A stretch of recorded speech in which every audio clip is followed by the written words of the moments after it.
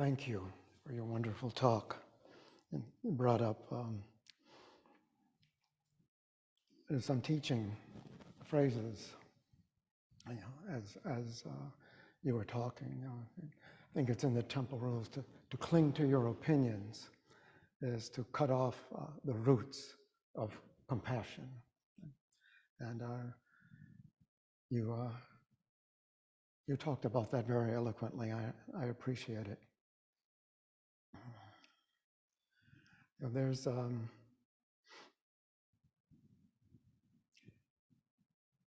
line. I'm trying to remember where it is. I guess it doesn't matter. Okay.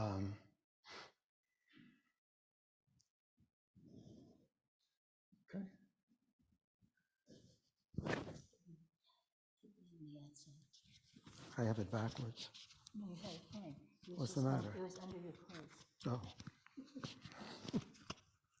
But does he have one under his clothes? Isn't that a Quran? Maybe not. Let's just cut to the questions. Does anybody have a question?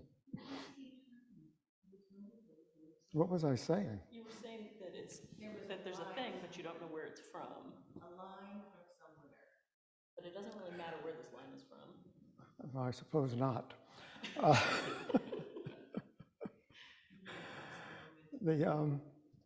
Maybe it was this. Before the tongue has moved, the Dharma talk is already complete. Before you can say anything, before you can even think anything, this world is already complete. And I think that's actually from Mumon's poem for the last case of the 48 cases in the Mumon Kwan. And somehow it's always hit me.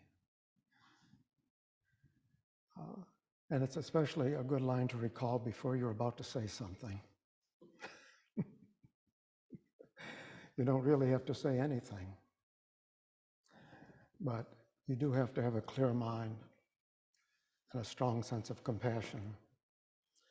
Then correct action will always appear. Maybe that's what I was going to say. So thank you. Does anyone have any question?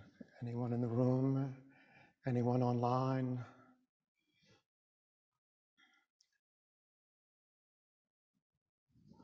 I think this is the first time this has ever happened. I have a question. I knew I could count on you. So, and like you said, in the temple rules, it's, do not cling to your opinions. And I often wonder or ask myself, do I really need an opinion on certain things? Like so it's in other places, it's, don't, like, I think isn't the Shin Shin Ming, don't have opinions, drop all your opinions. And so it seems that there's two messages. Whenever I bring this up, somebody will say, well, you can have opinions, just don't cling to them. But I mean, really, how hard is that not to cling to your opinions? So I don't know. It seems like there's two competing ideas here. One, it's okay to have opinions, just don't cling to them. And the other is drop all your opinions. You're not going to get it unless you just drop all your opinions. Mm-hmm. Could you talk about those two? So you were alluding to the first couple of lines of the Shin Shin Ming. The great way is not difficult. The great way, of course, is what we practice. The great way is not difficult. And then the second line can be translated in two ways. Just do not cling to your opinions, which implies, well, so you were saying you can have opinions, just don't hold them desperately. Let them be subject, to revision, depending on the circumstances, depending on the person you're with, depending whatever insight you might have. So another way to translate that second line, so the great way is not difficult, just don't pick and choose. And that's a little more earthy translation. And it's the one I finally settled on when I translated the Shinshin Ming. We have these little Shinshin Ming booklets out there for, I think, 10 cents, isn't it? Maybe it's a quarter, I don't know what it is. Take one on the way out. That's your payment. Pardon me? Pull some weeds, that's payment. Yeah, please, Monday, is it this Monday evening? The weed pulling party. Or you're going to announce it anyway, I'm sure, yeah. If you pull weeds, the Shinshin Ming is free. You've earned it. Pardon me? Oh, we're planting. That's even better. So when you plant a seed in the ground, then something grows. And our practice is always planting seeds. You can plant the seed, but then what else do you have to do? You have to water it. So that's our practice, planting seeds and watering it. And the seeds are the seeds of compassion and wisdom. So let's keep planting those seeds. And you can think about it whenever you're planting a seed. You know, something wonderful will grow from it. You wouldn't be planting it unless there's going to be food or something really beautiful. And the same thing with our practice. You know, we're planting seeds that potentially can have a very useful and very beautiful growth. So thank you for your question. I don't know if I even addressed it, but I appreciate it. I do appreciate it. Are there any other questions? Yes.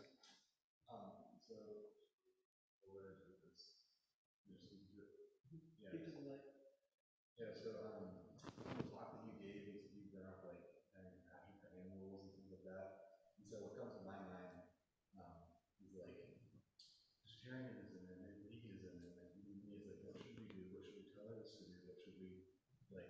Should we be carbon neutral? Should we like make it illegal to eat meat? And so there's like political issues and moral issues and ethical issues and like all that stuff. And so my question might seem kind of like inflammatory or kind of dumb, but I actually think it's kind of a deep question. And the question is, how would a bodhisattva, who only acts rightly, vote in an election? I'm not sure I actually heard clearly the second question, which was?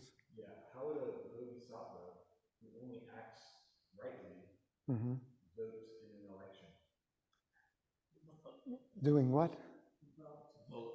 Oh, voting in an election. Yeah, okay, good. Thank you very much. Yeah, of course, it's important to vote in elections because it can have a very significant result in our world, for our society, and potentially, you know, for all beings. So it's very important to, you know, inform yourself before an election and make the best decision that you can. It's important to vote. I think we have an election coming up. You had a question before that, which was? Yeah, that was the question. Oh, that was the whole question, yeah. So this is how our society, you know, is structured. We elect people who will have an enormous influence on our lives, on the lives of everyone in that particular society. So, you know, you might sometimes think, well, you know, my one vote doesn't matter. And I read somewhere recently there was an election that was decided, you know, by 3 votes. Yeah, so it can happen. So it's a responsibility, it's a civic responsibility, but, you know, as a Buddhist, you can think of it, regard it as an act of compassion. Hopefully that compassion, that intention is formed by wisdom.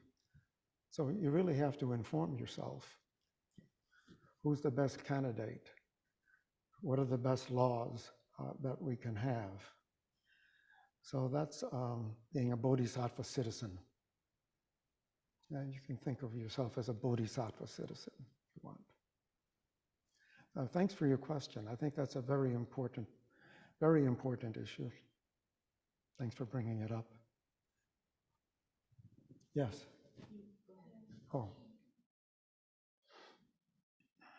I wanted to touch back on Liz's question, and the way I remember the Shinshining, which may or may not be accurate, is the way is not difficult for those without likes or dislikes. And I think about that a lot because sometimes I find myself thinking, oh, wow, I really like this, or I don't like that, you know? And then it kind of calls out to mind, and I think, maybe I shouldn't be like, you know, pushing things away so much or bringing things to, you know, it's a good way of so it kind of gets to what Liz was saying. So should I even be strengthening these likes and dislikes? Yeah. Yeah. So first, you have to take a really good look at your likes and dislikes. And I know when I do that, well, a sense of shame arises, actually, you know. We try to keep a not for me mind. You know? And that's the kind of mind we have to keep when, you know, we're looking at these important choices that we have to make. Sometimes people will vote for a candidate just on the basis of that candidate's good looks. I think Mr. Trump probably prides himself on what he thinks his good looks are and expects. And I think that expectation is maybe fulfilled to have, you know, a lot of followers. It's not so easy for me to inform myself on these issues. I've never paid much attention to politics, to tell you the truth. You know, the attitude that I grew up with. Well, I grew up in New Orleans. Everything's corrupt. You know, and that used to be the way Louisiana was. I haven't kept up with that. I think it's a lot better now. But I grew up with the notion that it doesn't matter who you vote for. You know, all of these people are, you know, just lining their pockets, and it's full of corruption and so forth. For the last 45 years, I've had a corrective influence on my life, and she's sitting right here. And I'm very grateful for that. And I do try to be, you know, a good, informed citizen. So, you know, everything that we do, you might consider to be very small and insignificant because you're just one person, has an effect on this world. Absolutely everything we do. So there's a sense of great responsibility that can grow out of that awareness. I do think it's something you have to be conscious of. You know, our usual, you know, reflex responses are often not very helpful. I don't actually recommend working on it during formal meditation practice. I think it's better to have a very clear practice and really stay with it. You know, whatever it is, you know, what am I? I don't know. And then you might think, well, who's the best candidate? Don't know. But don't go there. It can come up, you know, make a note and consider it carefully, you know, afterwards. So that's how our society is structured. And we're actually really quite blessed, you know, to live in an elective democracy. There have been very few cultures in world history that have been that way. It's mostly been ruled by force, by tyrants, you know, by impressive figures, by armies, and of course, there's a lot of evidence for that right now, in this world. So let's be grateful, actually, for the democratic culture, that we have, and try to participate in it as responsibly as we can. Yes, Carol has a question. please. Carol has a question. Yeah, thank you. Thank you, Stan. I really Yeah. appreciated everything you said today. I was fortunate enough to be in the last eclipse in 2017 at a place where I could see almost all of it, a lot of, really Yeah. good. Yeah. And I won't, it was very, very extremely, very moving to me. The idea of all of a sudden in the middle of the day, it was dark and quiet and cold, and how amazingly amazing, I can't use, there's no words for it, that we happen to live on a planet of random circumstances that occurred in the cosmos, where this planet has supported this life that we are here with. And it was just a very visceral, very moving experience for me. And I'm wondering if you, being an amateur astronomer, I wonder if you wanted to comment on any of that, the Dharma and the eclipse. Yeah, that eclipse that you saw, I witnessed as I was leaving the hospital after a very long treatment for lymphoma. And it was quite moving, under those circumstances. So I think we were each greatly affected by that particular eclipse. And it's not just eclipses of the sun or eclipses of the moon or comets or spectacular celestial events.